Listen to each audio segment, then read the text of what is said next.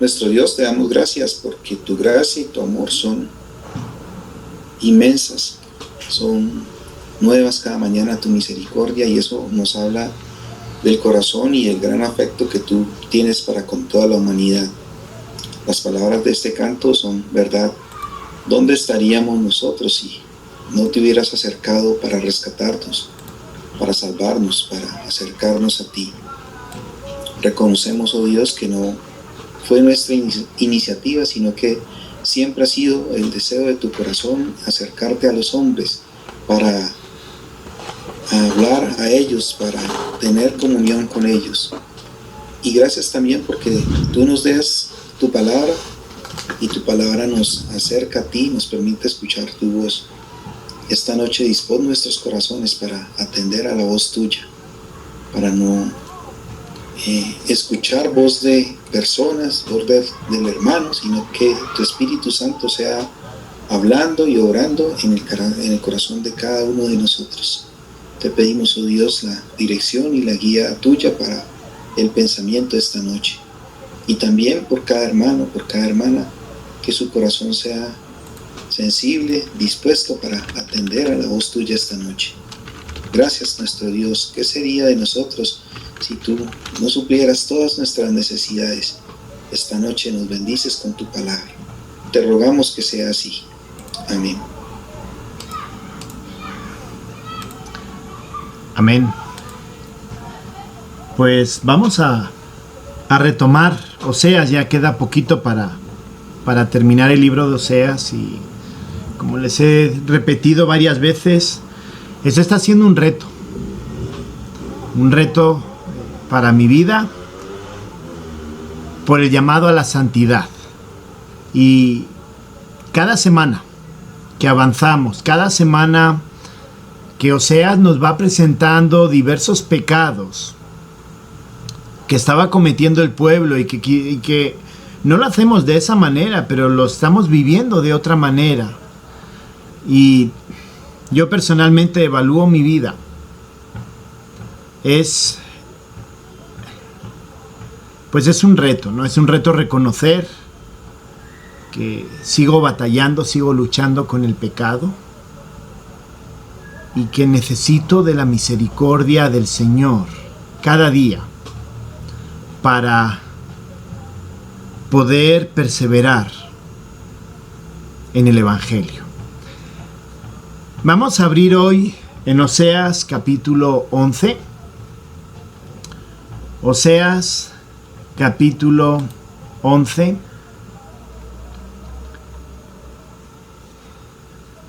Y dice así: cuando Israel era muchacho, yo lo amé, y de Egipto llamé a mi hijo. Cuanto más yo los llamaba, tanto más se alejaban de mí. A los Baales sacrificaban, y a los ídolos ofrecían sahumerios. Yo con todo eso enseñaba a andar al mismo Efraín, tomándole de los brazos, y no conoció que yo le cuidaba. Con cuerdas humanas los atraje, con cuerdas de amor, y fui para ellos como los que alzan el yugo de sobre su cerviz, y puse delante de ellos la comida. No volverá a tierra de Egipto, sino que el asirio mismo será su rey, porque no se quisieron convertir. Caerá espada sobre sus ciudades, y consumirá sus aldeas. Las consumirá a causa de sus propios consejos. Entre tanto, mi pueblo está adherido a la rebelión contra mí. Aunque me llaman el Altísimo, ninguno absolutamente me quiere enaltecer. ¿Cómo podré abandonarte, oh Efraín? ¿Te entregaré yo, Israel? ¿Cómo podré yo hacerte como Adma o ponerte como a Zeboín? Mi corazón se conmueve dentro de mí, se inflama toda mi compasión. No ejecutaré el ardor de mi ira, ni volveré para destruir a Efraín. Porque Dios soy, y no hombre, el santo en medio de ti, y no entraré en la ciudad. En pos de Jehová caminarán, él rugirá como león, rugirá, y los hijos vendrán temblando desde el occidente. Como ave acudirán velozmente de Egipto, y de la tierra de Asiria como paloma. y los haré habitar en sus casas, dice Jehová. Me rodeó Efraín de mentira, y la casa de Israel de engaño. Judá aún gobierna con Dios, y es fiel con los santos. De verdad, este texto, este capítulo, es un capítulo que cambia mucho de lo que ha estado hablando. Ha estado hablando acerca de pecado, ha estado hablando acerca de misericordia en medio del pecado, pero este capítulo vuelve a retomar la misericordia y la retoma después de haber hablado 2 capítulos. Si mal no recuerdo, son 2 capítulos acerca de la idolatría del pueblo de Israel. 2 capítulos que nos ha estado recordando a nosotros acerca de nuestra idolatría. Y nuestra idolatría en general no son piedras, no son tallas de madera. Nuestra idolatría es yo mismo, el narcisismo, mis intereses, yo el primer lugar, yo. La idolatría, por desgracia, hoy día es la veneración de mis intereses. Y si somos honestos, somos francos con nosotros mismos, podemos ver que en nuestras vidas hay momentos donde el yo ocupa el primer lugar. Quizá en un momento de ira, de arrebato, quizá teníamos razón en enojarnos con esa persona. Quizá teníamos razón en reaccionar de esa manera con nuestros hijos. Quizá teníamos razón en pensar en mis intereses en el trabajo antes que pensar en los demás. Pues porque estaba dando quizá una injusticia o estaba pasando algo. No, yo aquí pues tengo que pensar en mí, no puedo pensar en los demás. Y quizá pues no sea de forma intencional, o realmente no, muchas veces no es de forma intencional esa actitud de yo. Quizá a veces es sencillamente nuestra ignorancia, nuestro desconocimiento que nos lleva a idolatrarnos a nosotros mismos. O quizá la búsqueda de aquello que sustituye a Dios. Dinero, vacaciones, familia, incluso ministerio, incluso el propio trabajo. Y podemos ver que realmente el Señor lo que Él busca es que Dios sea el primer lugar. Lo hemos visto a lo largo de estos capítulos. No me acuerdo si eran 2 o 3 capítulos. Pero en estos capítulos, en estos últimos capítulos, Dios estaba llamándole la atención a Efraín, a Israel, y en cierto sentido también a Judá, porque por ahí aparece Judá, a que retomen la centralidad de Dios. La centralidad de Dios en sus vidas. La centralidad de comprender el Pentateuco, la gracia y la ley que Dios había puesto para que ellos buscaran agradar a Dios, porque habían sido el pueblo escogido. Ellos habían sido el pueblo elegido. Y entonces, pues ellos tenían que vivir de cierta manera. Nosotros también luchamos con el pecado. Y creo que es algo que no debemos de olvidar y no debemos tampoco de asustarnos.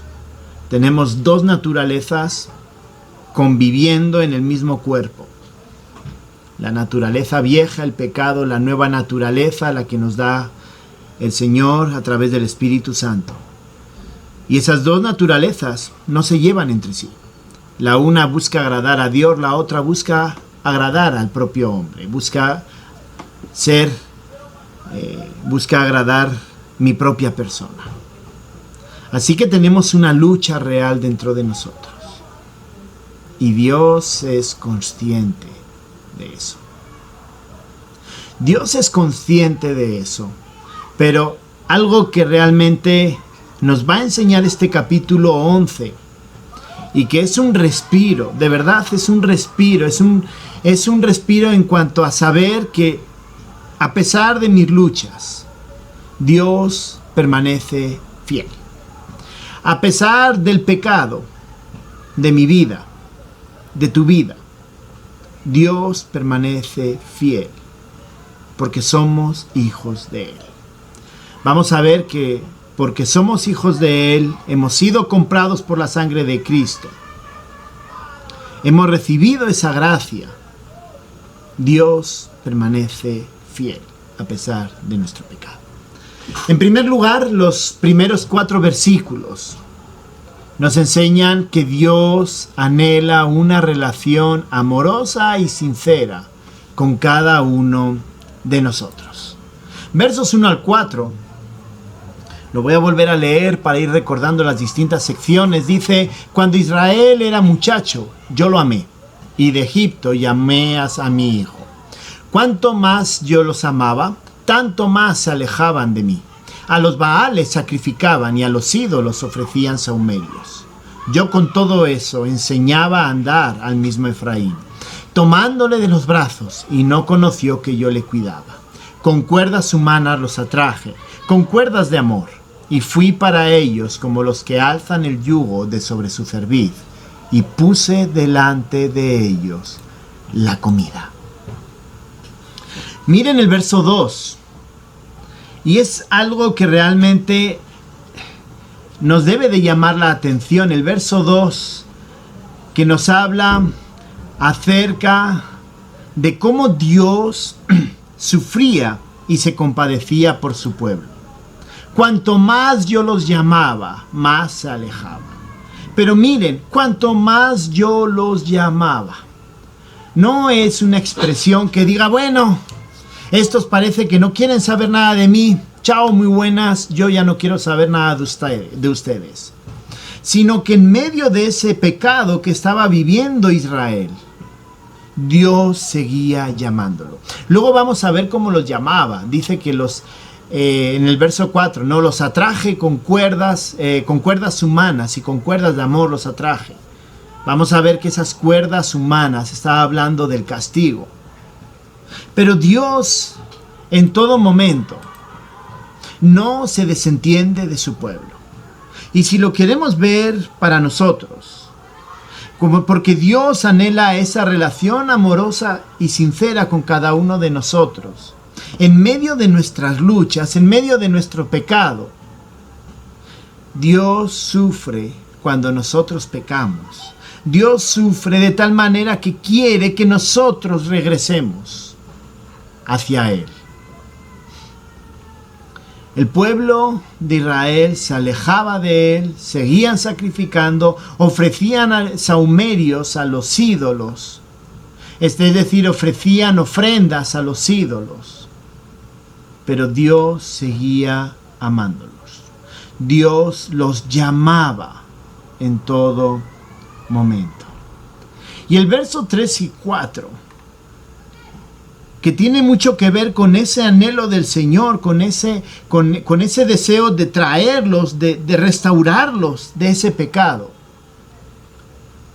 Vemos que versos 3 y 4 hablan acerca de cómo Dios anhela que estemos cerca de Él. Así que realmente Dios nos ama sinceramente. Verso 3 me llama la atención que dice: yo con todo eso enseñaba a andar al mismo Efraín. Es decir, a pesar de su pecado, a pesar de su desobediencia, Dios se mantenía fiel. Y Dios trataba de acompañar, trataba de enseñar a Efraín, pecadora, que no tuvo ningún rey bueno, que hizo lo malo delante de los ojos de Dios. Le daba la mano y le trataba de enseñar a caminar en la voluntad de Dios.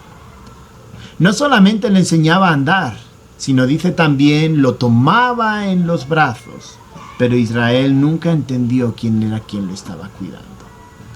Hermanos, podemos tener y estar pasando por momentos de pecado. Y ojo, eso frente a la santidad de Dios está mal. Pero a pesar del pecado, Dios nos ama y Dios nos abraza y Dios nos da la mano para enseñarnos a caminar según su voluntad. Así que cuando pecamos, esa es la misericordia de Dios para nosotros, sus hijos. Y es que a pesar del pecado, Dios nos ama. Y ojo, esto no debe servir para una gracia barata. La gracia barata se llama aquella de bueno, no me importa, voy a vivir como a mí me da la gana. Ya creí, no me importa cómo viva. No está hablando de esa gracia barata. Está hablando de una misericordia donde yo tengo esa actitud y ese deseo de vivir en santidad.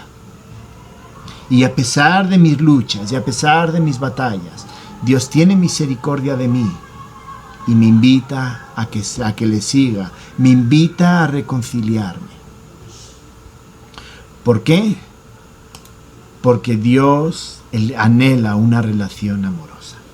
Y Dios utiliza para atraernos nuevamente, utiliza esas cuerdas humanas, esos castigos. El castigo, decíamos, que no era solamente una ira, una ira mal dirigida hacia el hombre, no. El castigo tenía como objetivo que el hombre, en este caso Israel, se diera cuenta y regresara. No, a veces no es una ira como nosotros con nuestros hijos, que realmente llegamos a un punto donde nos colmamos y nuestra ira sobrepasa lo que es una corrección. No. Esas cuerdas humanas, esas cuerdas de amor, tienen que ver con una ira justa, un castigo justo. ¿Para qué? Para que el pueblo se regrese. Esas cuerdas de amor, esas cuerdas humanas, ese castigo que nosotros recibimos por nuestro pecado, tiene que ver con ese deseo de Dios de que nosotros nos volvamos a Él. Y el castigo es un castigo justo. No es un castigo en exceso ni en defecto. Es un castigo justo para que nosotros nos demos cuenta a quién tenemos que mirar. Así que estos primeros versículos, estos 4 primeros versículos, hablando acerca de cómo Dios permanece fiel a pesar del pecado, vemos que Dios anhela una relación amorosa, sincera, con cada uno de nosotros. Hermanos, Dios nos ama. Que a pesar de que el pecado merece la muerte, Dios tiene misericordia con cada uno de nosotros.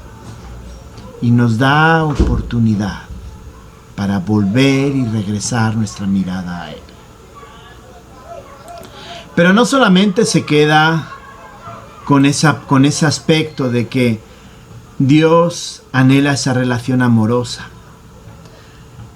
Dios, a través de lo que está narrando Oseas, nos enseña también en esa permanencia fiel de Dios en medio de nuestro pecado, es que Dios también sufre cuando nosotros pecamos. Versos del 5 al 7 dice así: no volverá a tierra de Egipto, sino que el asirio mismo será su rey, porque no se quisieron convertir. Caerán espadas sobre sus ciudades y consumirá sus aldeas. Las consumirá a causa de sus propios consejos. Entre tanto, mi pueblo está adherido a la rebelión contra mí. Aunque me llamen el Altísimo, ninguno absolutamente me quiere enaltecer. ¿Cómo podré abandonarte, oh Efraín? ¿Te entregaré yo, Israel? ¿Cómo podré yo hacerte como Adma o ponerte como a Zeboim? Mi corazón se conmueve de compasión, se conmueve dentro de mí, se inflama toda mi compasión. Leí el verso 8, pero es hasta el verso 7. Miren lo que dice el verso 7.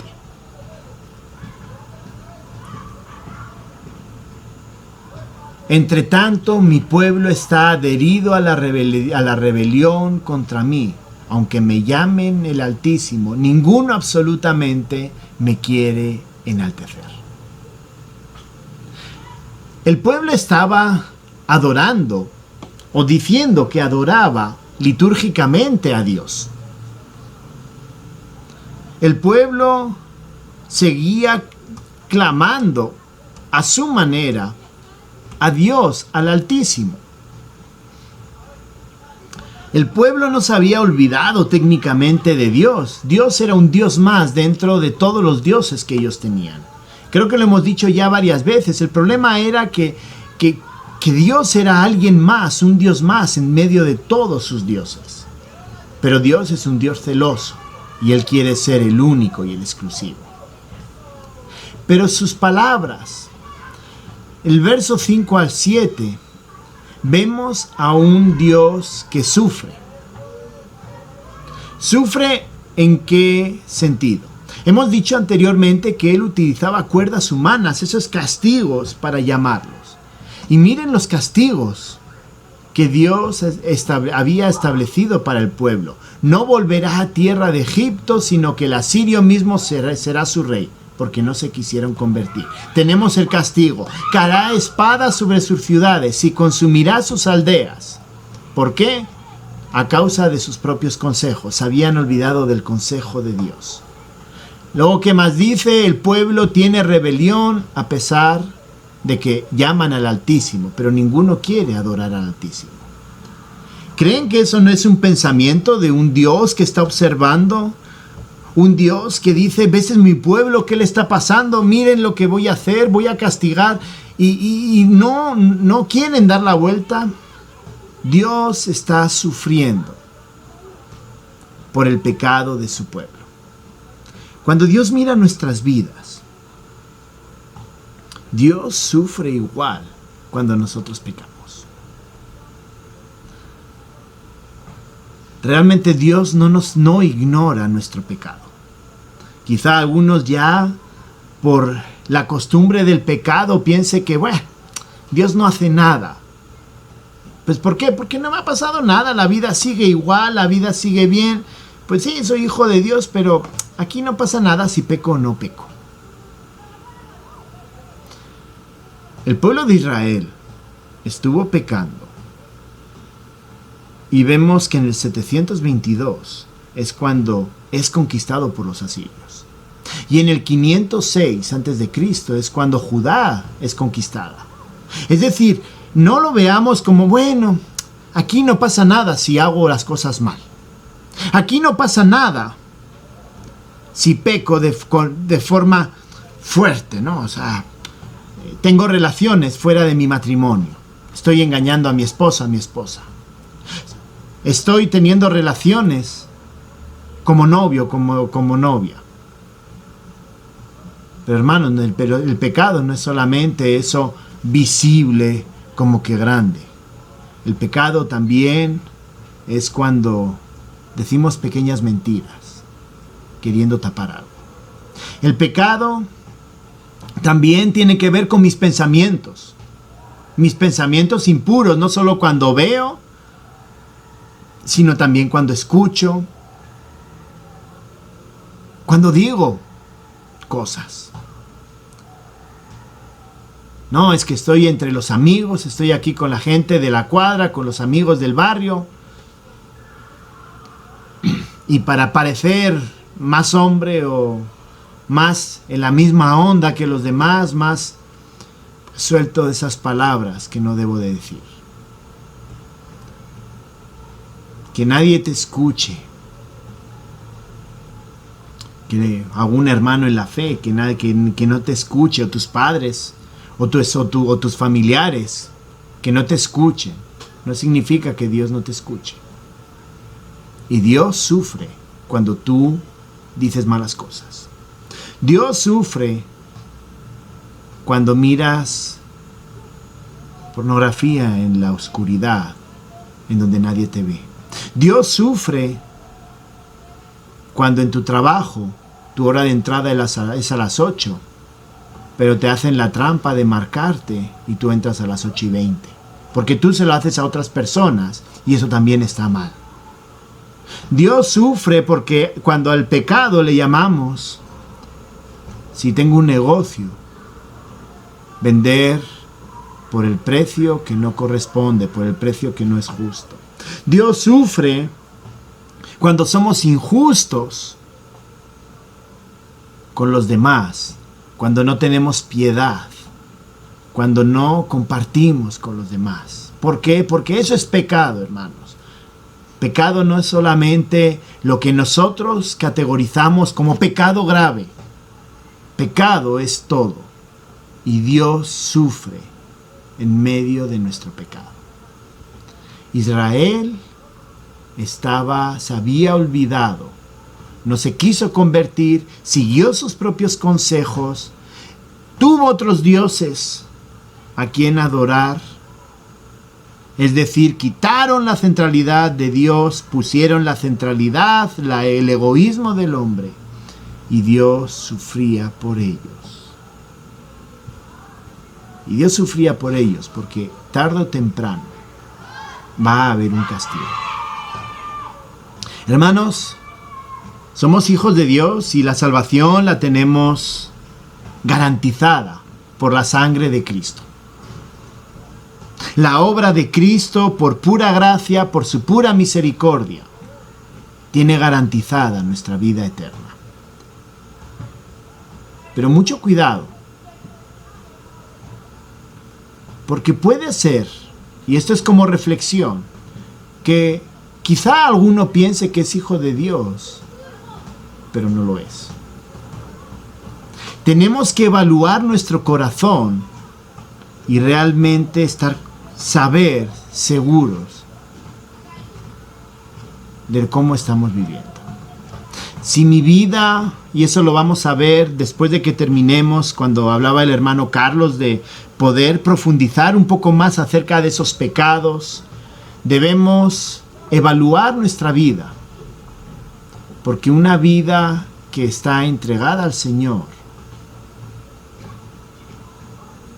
el fruto debería ser el fruto del Espíritu.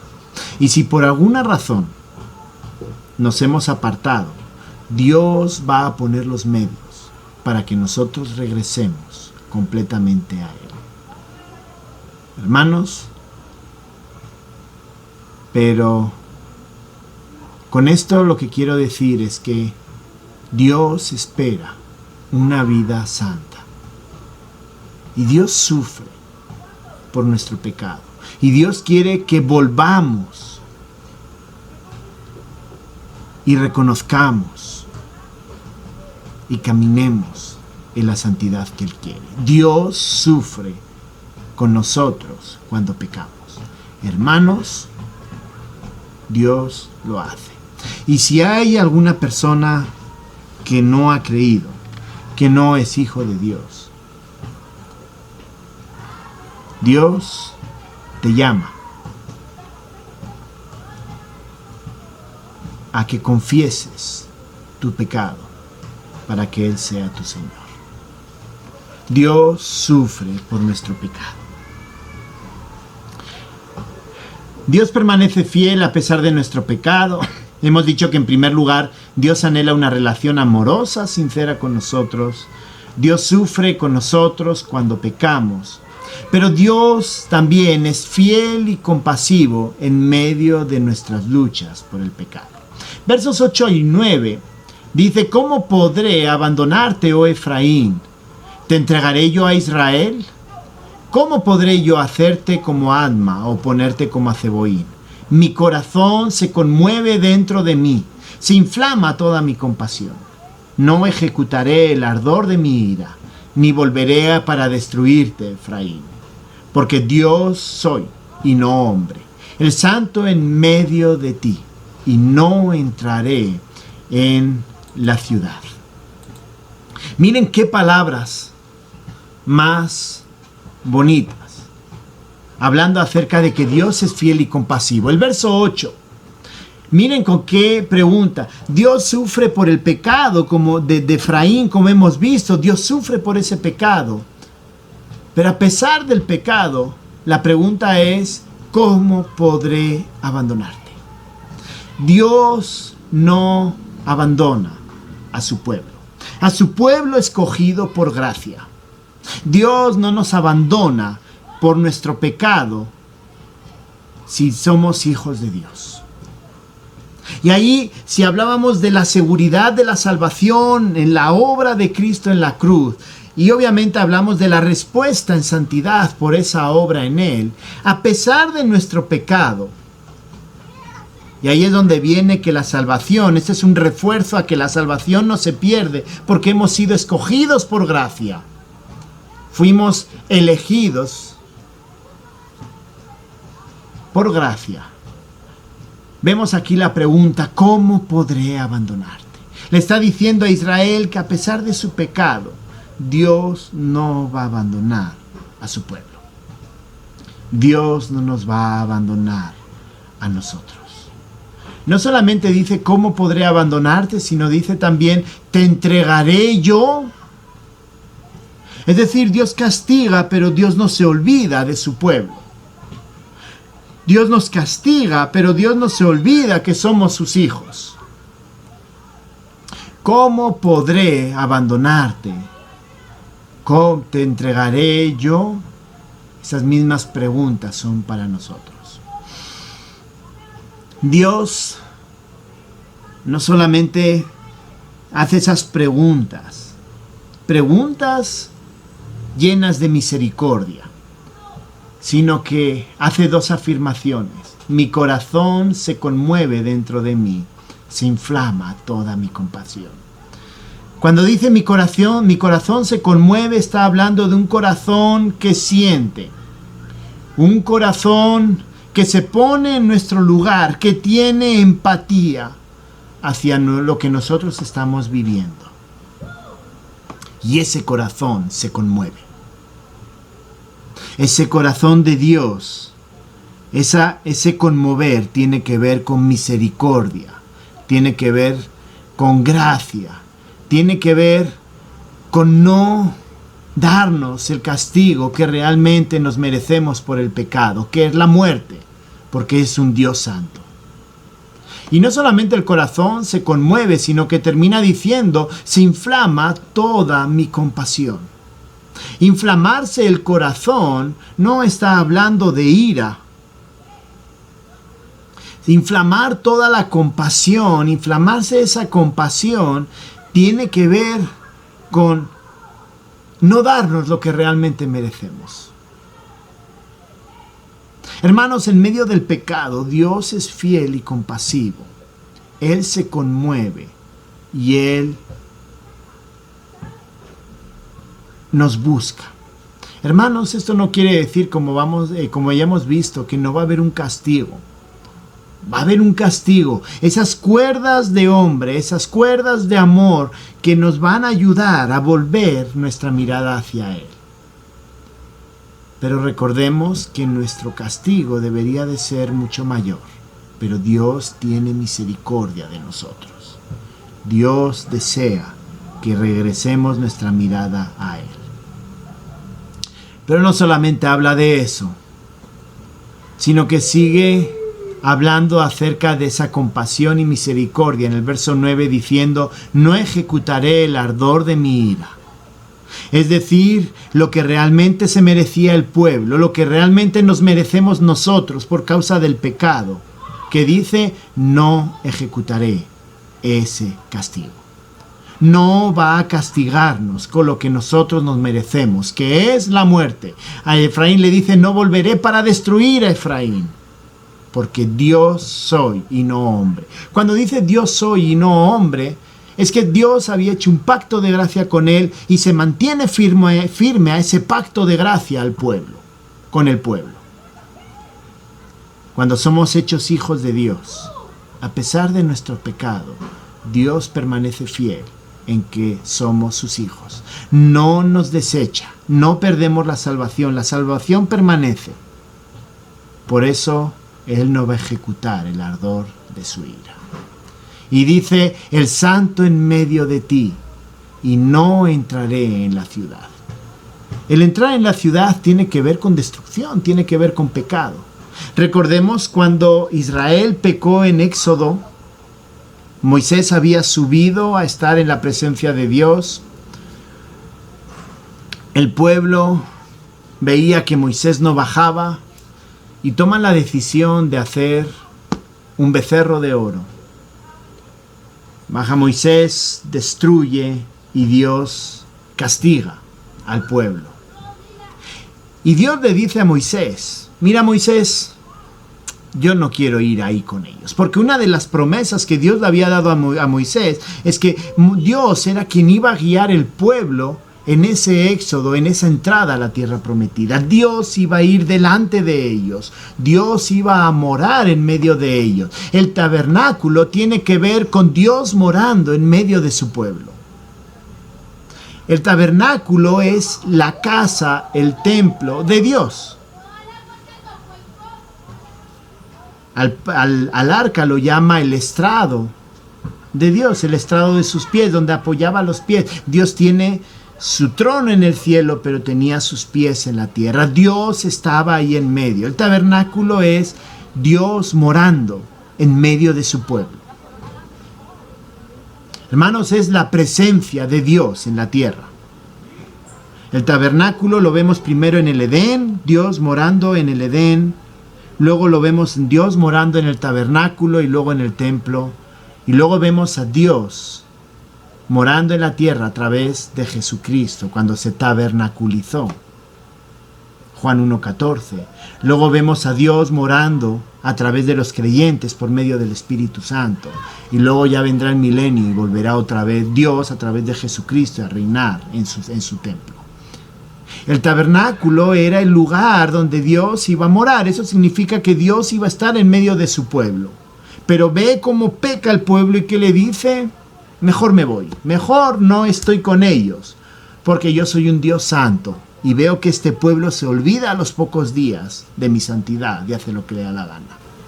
¿Cuál es la respuesta de Dios? De Moisés, perdón. No. Este le dijo, no. Señor, si tú no vienes con nosotros, porque Dios iba a enviar un ángel, y dice, Dios, si tú no vienes con nosotros, mejor yo no hago nada, yo no sigo adelante, yo solo sigo adelante si tú estás con nosotros. Entrar en la ciudad implicaba juicio, y Dios tuvo misericordia, no entró en la ciudad. Dios no ejecutó el juicio a pesar del pecado. Dios permaneció fiel a pesar del pecado. Así que en medio de nuestro pecado, en medio de nuestras batallas, sin ánimo, y quiero que lo entendamos bien, sin ánimo de que entiendan que con esto puedo hacer lo que yo quiera, luego le pido perdón y se acabó. No, eso no funciona así. Nuestras vidas deben de ser santas, deben buscar agradar a Dios. Pero en medio de nuestra batalla, en nuestras luchas con el pecado, Dios es fiel y compasivo. Dios es misericordioso porque no nos da el juicio que realmente merecemos por nuestro pecado. Así que, hermanos, debemos de vivir vidas santas y debemos también de recordar que en medio de nuestra lucha y en medio del pecado, Dios quiere que nos regresemos. Dios nos busca, Dios es fiel, compasivo, Dios sufre cuando nosotros pecamos y Dios quiere que nos regresemos. Y para terminar, Dios permanece fiel a pesar del pecado. Y vemos versos 10 al 12 que Dios restaurará a su pueblo a pesar del pecado. Miren lo que dice versos 10 al 12. En pos de Jehová caminarán. Él rugirá como león, rugirá y los hijos vendrán temblando desde el occidente. Como ave acudirán velozmente de Egipto y de la tierra de Asiria como paloma, y los haré habitar en sus casas, dice Jehová. Me rodeó Efraín de mentira y la casa de Israel de engaño. Judá aún gobierna con Dios y es fiel con los santos. No está hablando de la vuelta del exilio. El exilio, Asiria estaba al oeste. ¿De acuerdo? No, perdón, al oeste no, al este. Asiria estaba al este. Entonces, no tiene sentido que eso de vendrán temblando desde el occidente es el otro lado. Está hablando no tanto del regreso del exilio de Asiria, porque ellos no regresaron como tal, sino está hablando de la venida del reino. El Señor va a regresar y el Señor va a llamarlos para restaurarlos. En medio del pecado, a pesar de ese pecado, Dios va a restaurar a su pueblo. A pesar de lo que han hecho, Dios los va a restaurar. Una cosa, y esto está apuntando al reino milenial, que es el reino del que está hablando en el Antiguo Testamento, cuando Jesús venga a reinar, cuando el Mesías venga a reinar con autoridad, como rey. El pueblo va a ser restaurado. ¿Por qué? Porque para ellos, según ellos, ya se cumplió. El problema es que de la venida del Mesías a eso estamos ahora nosotros. Y todos los judíos que no están viendo la venida todavía, la segunda venida, pues para ellos, ellos están perdiendo la salvación. Pero va a haber un remanente en aquel entonces, que cuando el Señor venga a reinar, va a reconocer nuevamente a Dios. Y Dios, a través de Jesús en su trono, los va a llamar y va a haber esa restauración. Así que Dios restaurará a pesar del pecado. Hay una restauración en el futuro y para nosotros esa restauración tiene que ver cuando seamos liberados de este cuerpo pecador y estemos con el Señor. Esta historia con Israel es algo que va con Israel, pero nosotros seremos restaurados plenamente cuando estemos con el Señor. Si es que el Señor viene, o si somos, o por alguna razón morimos y vamos a la presencia del Señor. Así que hay una esperanza futura, y es que Dios nos va a restaurar. Pero hermanos, hemos visto que Dios permanece fiel a pesar del pecado. Y Dios permanece fiel porque es un Dios misericordioso. Es un Dios que entregó su vida por cada uno de nosotros. Es un Dios que sufre en medio de nuestra lucha con el pecado. Y quiero recordar que cuando somos hijos de Dios, pues obviamente tenemos esas dos naturalezas y se presenta esa lucha. Pero hermanos, no hemos sido llamados en ningún momento a vivir vidas indignas. Dios es consciente de nuestra lucha y por eso hay perdón. Pero Dios no quiere que seamos cristianos flojos y que porque sencillamente somos salvos pensemos que podemos vivir de cualquier manera. Recordemos que Dios es un Dios santo. Dios castigó a Israel a pesar de la misericordia que Dios tenía con él. Lo castigó porque Dios es un Dios santo y ese castigo era para que el pueblo regresara. Hermanos, somos llamados a vivir vidas santas. Y mientras luchamos con nuestro pecado, luchamos por vivir y crecer en el Señor y vivir esas vidas santas, Dios tiene misericordia de nuestro pecado. Oremos. Gracias, bendito Señor, porque tú eres un Dios misericordioso. Eres santo, pero también eres misericordioso. Conoces nuestras luchas. Y Señor, ayúdanos a honrarte con nuestras vidas. Ayúdanos a vivir vidas santas cada día, en nuestro trabajo, en nuestra familia, en las actividades que hacemos cada día. Ayúdanos a ser diferentes en medio de una sociedad que se está volviendo egoísta. Señor, que te está deshonrando y que los principios los está cambiando completamente a lo que tú tienes establecido. Señor, ayúdanos a ser verdaderos hijos tuyos. Pero también, Señor, ayúdanos a recordar que en medio de nuestro pecado, tú nos abrazas. También nos corriges para que te busquemos a ti y podamos parecernos cada día más a ti. Señor, tú tuviste misericordia con Israel, siendo un pueblo pecador, que se olvidó de ti, que te hizo uno más dentro de sus dioses. Tú tuviste misericordia, tuviste paciencia. Y Señor, sabemos que tú la vas a restaurar un día. Señor, también sabemos que tú eres misericordioso y paciente con nosotros. Danos esa conciencia de pecado para comprender tu santidad y comprender tu misericordia.